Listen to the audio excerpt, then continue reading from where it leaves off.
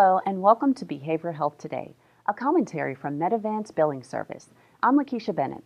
Today we're talking with Brian Cuban, the author of the book Shattered Image: My Triumph Over Body Dysmorphic Disorder. Successful attorney, TV host, and activist, Brian Cuban is living with an enemy that has haunted him for over 30 years, his own reflection in the mirror. Now, through a series of very personal and witty anecdotes, the younger brother of NBA Dallas Mavericks owner Mark Cuban opens up about his personal battle with a mental disorder known as body dysmorphic disorder.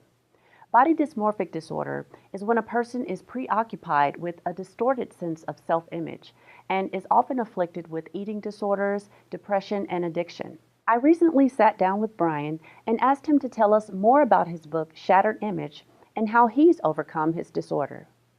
Shattered Image is basically about, in a nutshell, my recovery from eating disorders. I was bulimic for 27 years, drug addiction, steroid addiction, depression, and a near suicide attempt, all arising from something called body dysmorphic disorder. And people are like, what's body dysmorphic disorder?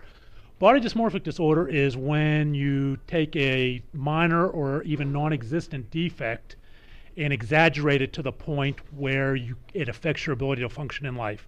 You don't leave the house, you have multiple plastic surgeries. For me, you go into addiction, eating disorders.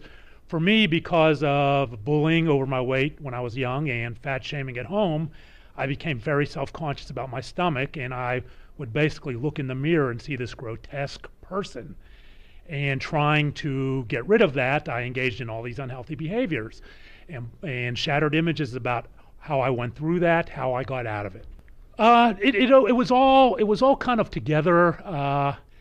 After my second trip to a psychiatric facility, I'm standing in the parking lot of that facility, and I'm like, you know what? I don't have another trip back here. I'm going to die. I will not get back here. I tried suicide a year before, stuck a .45 automatic in my mouth. The only thing that saved me was my brothers. Somebody tipped them off that I was going to commit suicide. They come, I'd dry firing the gun into my mouth. They came and took the gun from me. I would have killed myself. And so I'm standing there in this parking lot of the psychiatric facility, and I'm like, you know what? Not only am I not going to make it back, I'm going to lose my family.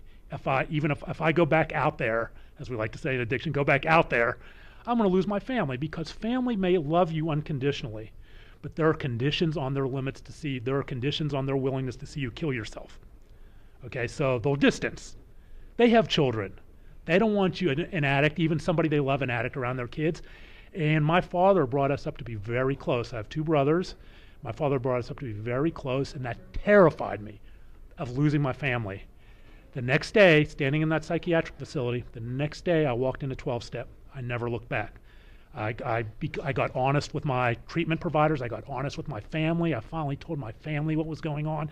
I had hid my eating disorders from them all my life. They didn't know. And I finally told everyone what was going on, and I got honest about how I got there. Once I dropped that wall and trusted someone and got honest with people about how I got to that point, recovery began. I never looked back. Now, many men may feel the need to stay silent about eating disorders, despite the fact that 10 to 15% of people diagnosed with anorexia or bulimia are male. I asked Brian how he deals with the challenge. Here's the challenge in a nutshell. I'll talk to a group of people. I'll say, I'm a recovering addict. Yeah, I know about that. I'm a recovering alcoholic. Yeah, I'm a friend of Bill's, whatever. I'm a recovering bulimic. What? Guys don't get bulimia. You're lying. And everyone takes a step back like it's contagious. There's a lot of stigma with guys talking about eating disorders. It's not a manly thing to do. It is not something guys want to admit, because, we're taught to be guys, men. Nothing's changed. Karen Carpenter died in 1983 and brought eating disorders out into the mainstream, but nothing's changed for guys since then. It is a very stigmatized, stereotype thing, and guys are too ashamed to talk about it. They're too ashamed to tell the people they're supposed to trust. You're supposed to trust your psychologist. You're supposed to trust your psychiatrist. They don't even tell them. They hide it from their families. And I'm hoping with Shattered Image I can be one small part in the conversation to not just addiction, because addiction's part of it too. I talk about that, but especially eating disorders, bringing it out of the closet for men. Brian also discusses what someone can do to help erase the stigma associated with male-oriented anorexia or bulimia. Metavance brought me here to do this, and I think that's been great. Metavance sponsored Shattered Image, and that was very nice of them. I think it's just talking does it. Things don't happen by swarm. Things happen one person at a time. It's not like what's that movie, World War Z? Where the zombies swarm. It's got to be one person at a time talking, and eventually enough people talk about it, enough people put out awareness, and you reach a tipping point. And who knows when that'll be? It's been very slow for men. It's been much faster for women. And it's an important issue for women. A lot of women suffer, from eating disorders, but 10 to 15% of all those diagnosed are men. Some say as high as 20%. 800,000 men will suffer from bulimia at some time in their life. It has one of the highest, if not the highest, mortality rate of any psychological disorders. So I think we just have to keep talking about it. That's how you spread awareness. And I think with Metavances, with their program and what they're doing, I think that's great. That's how you do it.